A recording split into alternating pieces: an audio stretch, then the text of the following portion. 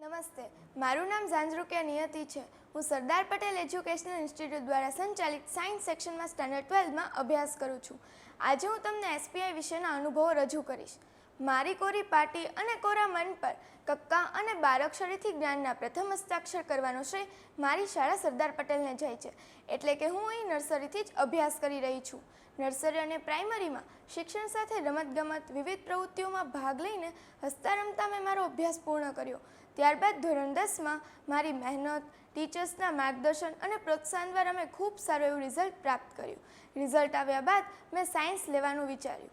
આથી મેં ઘણી બધી સ્કૂલની મુલાકાત લીધી, પરંતુ હું એ મૂંઝવણમાં હતી કે કઈ સ્કૂલમાં એડમિશન લેવું.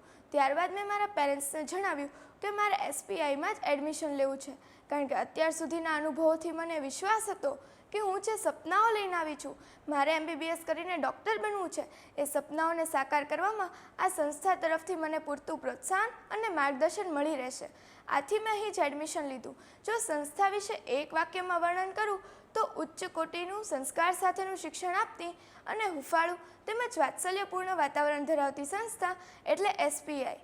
એસપીઆઈના સાયન્સ સેક્શનના ડેઇલી શેડ્યુલની વાત કરું તો સવારે 7:30 થી 5:30નો સમય રહે છે, જેમાં સવારે પ્રેયર બાદ એટેન્ડન્સ લીધા બાદ મેઇન સબ્જેક્ટ ફિઝિક્સ, કેમેસ્ટ્રી, બાયોલોજીના લેક્ચર હોય છે.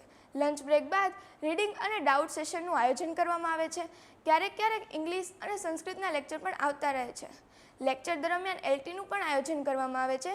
NEET, JEE mains, advance, GUJCET અને બોર્ડ જેવી કોમ્પિટિટિવ એક્ઝામની તૈયારી કરવામાં આવે છે.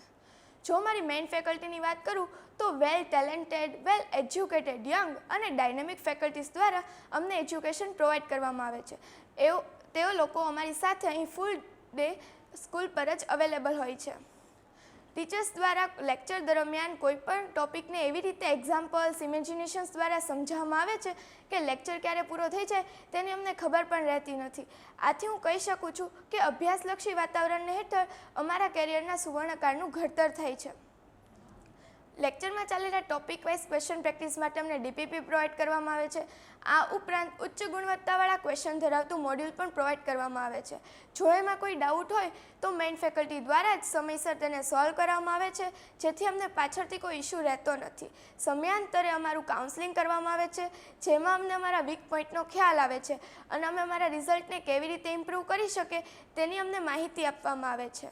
પેરેન્ટ્સ ટીચર મિટિંગનું પણ આયોજન કરવામાં આવે છે, જેમાં વિદ્યાર્થીઓનો પ્રોગ્રેસ રિપોર્ટ માતા પિતા સામે રજૂ કરવામાં આવે છે.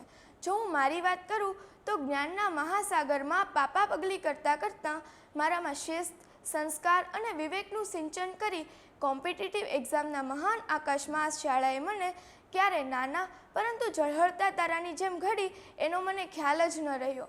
આથી હું કહી શકું છું કે એસપીઆઈ સંસ્થા વિદ્યાર્થીઓના ઘડતરમાં સુંદર વ્યવસ્થા, એજ્યુકેશન અને સ્ટ્રેટેજી સાથે સંકળાયેલ છે. વિદ્યાર્થીઓના ભવિષ્યને ઉજાગર કરવા માટે એસપીઆઈ સંસ્થા ઉત્તરોત્તર પ્રગતિ કરી સફળતાના સર્વોચ્ચ શિખરો સર કરશે અને વિદ્યાર્થીઓને ચારિત્ર્યવાન તેમજ સ્વાવલંબી નાગરિક બનાવશે. Thank you.